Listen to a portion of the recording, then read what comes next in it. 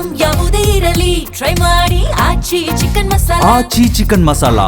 ಧಾರವಾಡದಲ್ಲಿ ಕ್ರೀಡಾಪಟುಗಳಿಗೆ ಸಿದ್ಧವಾಗ್ತಾ ಇದೆ ಸ್ಪೋರ್ಟ್ಸ್ ಕಾಂಪ್ಲೆಕ್ಸ್. ಇವತ್ತು ಲೋಕಾರ್ಪಣೆ ಆಗ್ತಾ ಇದೆ.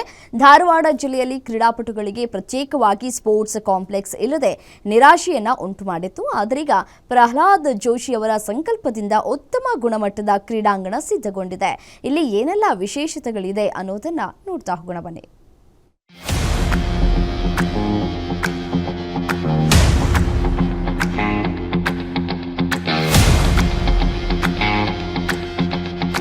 ಧಾರವಾಡ ಜಿಲ್ಲೆಯ ಕ್ರೀಡಾ ಪ್ರತಿಭೆಗಳ ಹಲವು ವರ್ಷಗಳ ಕನಸು ಈಗ ನನಸಾಗುವ ಕಾಲ ಬಂದಿದೆ. ಕ್ರೀಡಾಪಟುಗಳಿಗೆ ಪ್ರೋತ್ಸಾಹ ನೀಡುವ ನಿಟ್ಟಿನಲ್ಲಿ ಸುಸಜ್ಜಿತ ಕ್ರೀಡಾ ಸಂಕೀರ್ಣ ಉದ್ಘಾಟನೆಗೆ ಸಜ್ಜಾಗಿದ್ದು, ಇಂದು ಮಧ್ಯಾಹ್ನ 3:30ಕ್ಕೆ ಕೇಂದ್ರ ಸಚಿವರಾದ ಮನ್ಸುಖ್ ಮಾಂಡವೀಯ ಹಾಗೂ ಪ್ರಹ್ಲಾದ್ ಜೋಶಿ ಅವರಿಂದ ಲೋಕಾರ್ಪಣೆಗೊಳ್ಳಲು ಸಿದ್ಧವಾಗಿ ನಿಂತಿದೆ. ಎನ್ಎಂಡಿಸಿ ಮತ್ತು ಒಎನ್ಜಿಸಿ ಕಂಪನಿಗಳ ಕಾರ್ಪೊರೇಟ್ ಸೋಷಿಯಲ್ ರೆಸ್ಪಾನ್ಸಿಬಿಲಿಟಿ ಮೂಲಕ ಸುಮಾರು 50 ಕೋಟಿ ರೂಪಾಯಿ ವೆಚ್ಚದಲ್ಲಿ 1.6 ಎಕರೆ ವಿಶಾಲ ಜಾಗದಲ್ಲಿ ಈ ಕ್ರೀಡಾಂಗಣ ನಿರ್ಮಾಣವಾಗಿದೆ.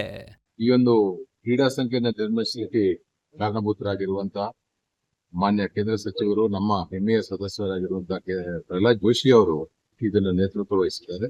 ಈ ಒಂದು ಕ್ರೀಡಾ ಸಂಕೀರ್ಣದ ಒಂದು ಆಯೋಜನೆಯನ್ನು ಹುಟ್ಟಾಕಿರುವಂತವರು ನಮ್ಮ ಮಾನ್ಯ ಶಾಸಕರಾಗಿರುವಂತಹ ಅರವಿಂದ್ ಬೆಲ್ಲದ್ ಅವರು.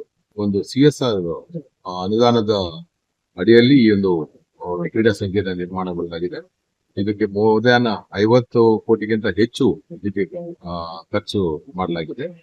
ಈ ಕ್ರೀಡಾ ಸಂಕೀರ್ಣದಲ್ಲಿ ಅಂತಾರಾಷ್ಟ್ರೀಯ ಮಟ್ಟದ ಈಜುಕೊಳ, ಒಳಾಂಗಣ ಕ್ರೀಡೆಗಳಿಗೆ ವಿಶಾಲ ಜಾಗ ಸೇರಿದಂತೆ ಸಕಲ ಸೌಲಭ್ಯ ಕಲ್ಪಿಸಲಾಗಿದೆ. ಈ ಕ್ರೀಡಾಂಗಣ ನಿರ್ಮಾಣಗೊಳ್ಳಲು ಮುಖ್ಯ ಕಾರಣ ಕೇಂದ್ರ ಸಚಿವರಾದ ಪ್ರಹ್ಲಾದ್ ಜೋಶಿ ಅವರ ಸಂಕಲ್ಪ. ಇಲ್ಲಿ ಸುಸಜ್ಜಿತ ಗ್ಯಾಲರಿ, ಕ್ರೀಡಾಪಟುಗಳಿಗೆ ಪ್ರತ್ಯೇಕ ಕೊಠಡಿ ಸೇರಿ ಅನೇಕ ಸೌಲಭ್ಯ ಕಲ್ಪಿಸಲಾಗಿದೆ.